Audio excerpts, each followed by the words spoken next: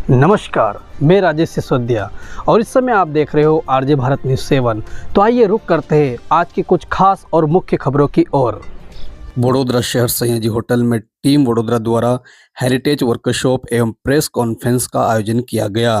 इस press conference में गुजरात सरकार के मुख्य दंडक बालकृष्ण शुक्ला, वडोदरा शहर मेयर पिंकी बहन सोनी, वडोदरा शहर commissioner BMC Dilip Rana, chairman एवं अन्य गणमान्य नागरिक उपस्थित रहे।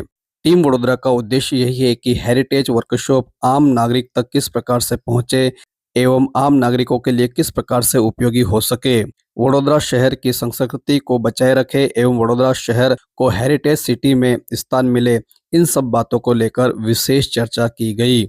आरजे भारत न्यूज़ 7 वडोदरा से रिपोर्टर सीमा मेमन की यह खास रिपोर्ट।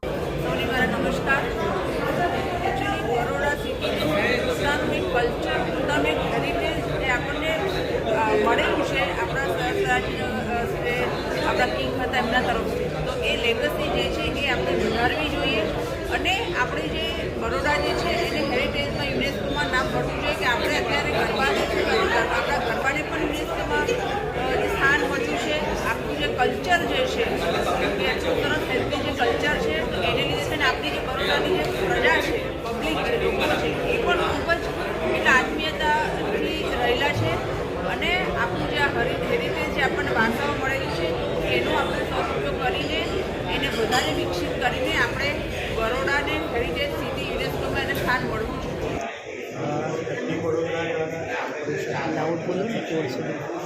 વર્કશોપનું આયોજન કરવામાં આવેલું છે અને વર્કશોપ કરવાનો ઉદ્દેશ એ છે કે વડોદરામાં હેરિટેજને લઈને શું આપણે કરી શકીએ, એવી બધી એક્ટિવિટીઝ થઈ શકે અને ટીમ વડોદરા એ રીતે વિચાર કરી રહી છે જે લોકો સુધી પહોંચે એના માટે આનું આયોજન કરવામાં આવેલું છે અને આ કરવાનો મુખ્ય ઉદ્દેશ એ છે કે લોકોમાં હેરિટેજ પ્રત્યે અવેરનેસ કરવામાં આવે અને જાગૃત કરવામાં।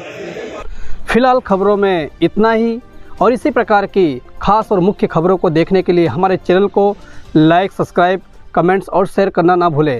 बने रहिए आरजे भारत न्यूज़ 7 में और देखते रहिए आरजे भारत न्यूज़ 7। इसी के साथ मैं आपका मित्र राजेश सिसोदिया आपसे विदा लेता हूँ। जय हिंद, जय भारत, नमस्कार।